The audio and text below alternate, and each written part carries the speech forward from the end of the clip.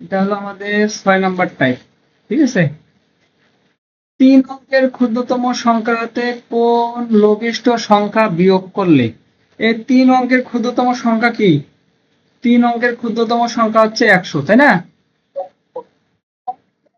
3 অঙ্কের ক্ষুদ্রতম সংখ্যাটা পেয়ে গেলাম হতে, তাহলে কোন লঘিষ্ঠ সংখ্যা বিয়োগ করলে, কোন লঘিষ্ঠ সংখ্যা বিয়োগ করলে বিয়োগফল হচ্ছে, ধরলাম একটা লঘিষ্ঠ সংখ্যা, সেটাকে বিয়োগ করব, ওই সংখ্যাটা ধরলাম আমরা এক্স।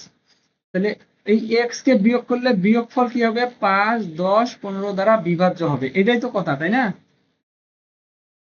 বুঝলেন? 3 অঙ্কের আমাদের একটা ক্ষুদ্রতম সংখ্যা, এই সংখ্যা হতে আমার এক্স কে যদি আমরা, মানে ওই যে লঘিষ্ঠ সংখ্যা যে কথা বলছে সেটার মান জানি না, ওইটাকে বিয়োগ করলে 5 দ্বারা, 10 দ্বারা এবং কত দ্বারা, 15 দ্বারা নিঃশেষে বিভাজ্য হবে। এইখানে কেউ কি কিছু বলতেছেন? সাত জি, এখানে 5, 10, 15 লসাগু 30 আমরা তো 100 দিয়ে ভাগ করলে ওইটা তো জিজ্ঞেস 10 করি নাই। হয়। রাজু ভাই, এটা তো জিজ্ঞাসা করি নাই, আমরা আস্তে আস্তে যাই। তো আমি সরি সরি, এতটুকু তো বুঝতে পেরেছি যে ক্ষুদ্রতম সংখ্যা থেকে এক্স বিয়োগ করলে এটা দ্বারা নিঃশেষে বিভাজ্য হবে। এখন দেখেন তো, ওই যে 5, 10 আর 15, সিএম ভাই এখানে কি 5-এর দরকার আছে আমাদের? ধন্যবাদ। দরকার, সরি আমি কি লিখলাম এটা, এটা 15 হবে। এই 5-এর দরকার আছে, দরকার নাই? সিএম ভাই বলেন তো, এটা লসাগু কত? 31। 30 না? এখন রাজু ভাই বলেন, কি এতক্ষণ থেকে কি হিসাব করলেন বলেন?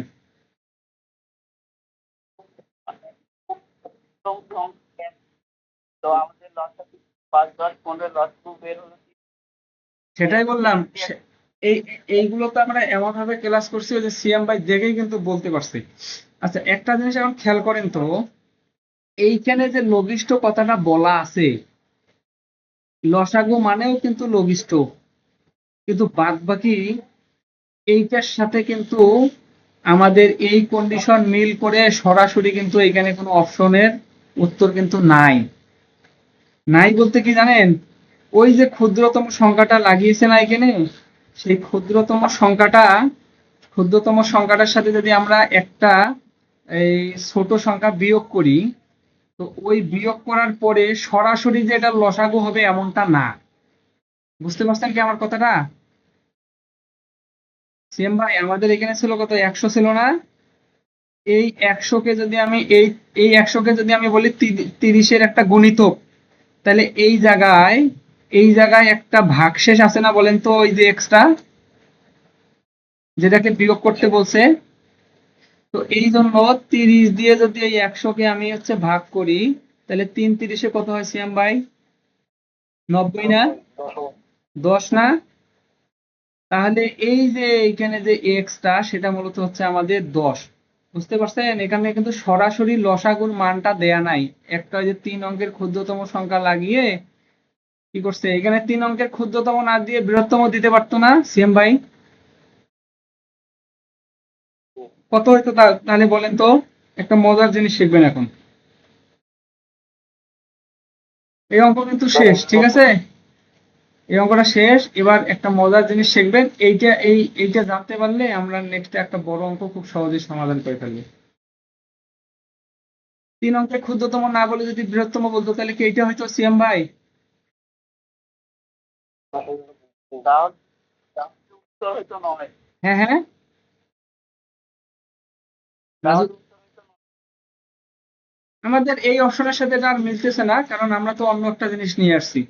তো এই ক্ষেত্রে দেখেন, এখানে হচ্ছে 9, 9, 9, এইটাকে আমরা 30 দ্বারা ভাগ করতাম, ঠিক আছে না? এখন এই জিনিসটাকে যদি 3 দেন, তাহলে 90 হয় না? এখানে 9 থাকে না সিএম ভাই? আবার এখানে 9 আসে না বলেন তো? আবার এখানে 3 দিয়ে আবার 90 হয় না বলেন তো? আবার 9 হয় না সিএম ভাই?